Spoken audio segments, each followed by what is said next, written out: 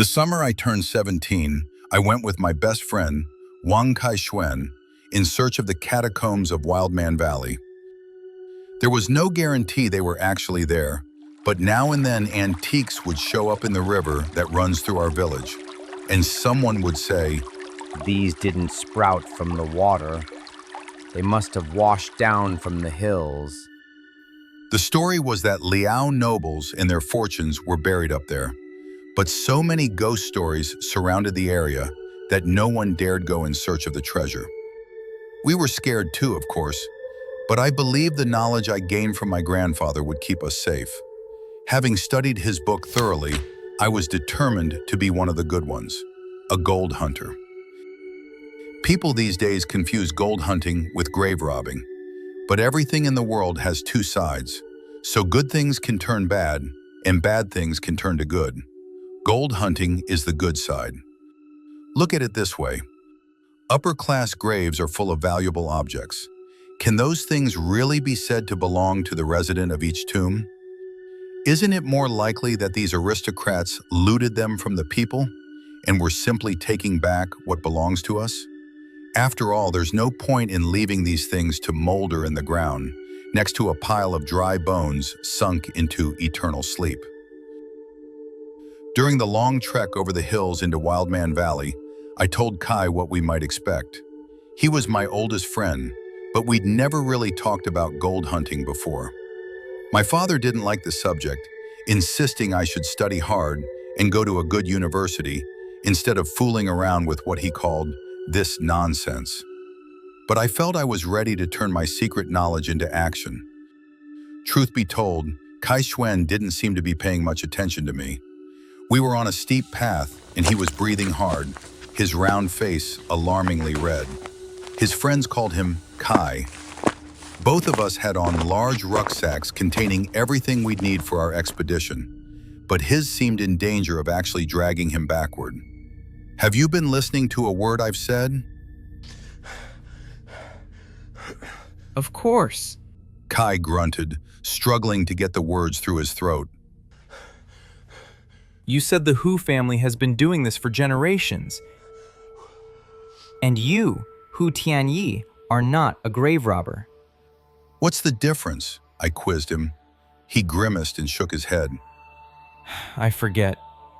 Gold hunting is a gentlemanly pursuit and should only be undertaken with care, I lectured, quoting my grandfather's words from memory. Amateurs might gouge great scars into the earth, scrabbling for pennies and leaving only carnage behind. We hold ourselves to a higher standard, opening tombs of the highest quality and only with the consent of the deceased. Despite his agony, Kai burst out laughing. That's a good one. I'll be sure to ask each corpse for permission. I swatted his arm. You really weren't paying attention. Didn't you hear me say we have to light a candle in each room? Sure. Otherwise, how would we see what we're doing? No, idiot. We have flashlights for that. The candles. Then why am I carrying this rucksack full of them? I'm telling you. And I've got the water and ropes, which are heavier. Listen, you have to place a candle in the southeastern corner of the burial chamber. Then you help yourself to the jewels. They'll be stuffed in mouths and hands, or placed over the chest, but very gently, and always being sure to leave one or two behind. If there's any objection from the deceased, the candle goes out. If that happens, you replace everything, kowtow 3 times, and run as quickly as you can. These people died like 1,000 years ago. Why wouldn't their spirits be reincarnated like everyone else's? Kai asked. Why hang around in a dingy, musty tomb? Who knows? Maybe these are the ones that couldn't give up their worldly possessions. We squabbled as we continued our way to the top of the hill. We'd set off early that morning, telling our parents we were going on a hike. There has to be some advantage to living in the middle of nowhere, a tiny village in the Liaoning Hills, hundreds of miles from the nearest city. And for us, it was that the Liao tombs were within walking distance. We might even be the first gold hunters to discover them. Maybe then my dad would have to start taking me seriously. I was confident that as long as we located the cave, I'd be able to sniff out what lay hidden in it. Part of my knowledge came from my grandfather's book, but most came from listening to his stories when I was little. Our feet crunched over layers of dry leaves, surrounded on all sides by tall, thin trees, pine, birch, and poplar, growing so close hardly any light filtered through. I began using a stick to probe the ground. There was always the danger that leaves were concealing a hole or a marshy patch that might swallow us up. All around was a faint scent of decay. At the top of the ridge overlooking WildMan Valley, the trees began to thin out, leaving only scrubby grass and bushes, primeval forest ceding ground to Mongolian plains. Suddenly, we could see the wide sky and the huge red orb dipping below the far hills. The whole vista was full of puffy crimson clouds, dense as an oil painting, as if the sun were bleeding.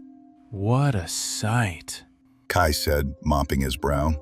At least we haven't come here for nothing. I pulled out my compass and quickly did an 8-symbol reading, using the octagonal bagua to map out the valley's shape. Everything was right, as predicted in the 16 mysteries of yin-yang feng shui. There were definitely noble tombs. Now all we had to do was wait. The book said when the moon reached its zenith, it would shine directly onto their location. Flopping down next to our rucksacks, we watched the color leach from the sky, moving again only when it was completely dark. I kept one eye on the moon and the other on my compass, and it wasn't long before I'd pinpointed the cave. Of course, these hills were dotted with all kinds of burial sites, but if we wanted the most important one, it was just beneath our feet. We pulled our shovels from our rucksacks and began digging.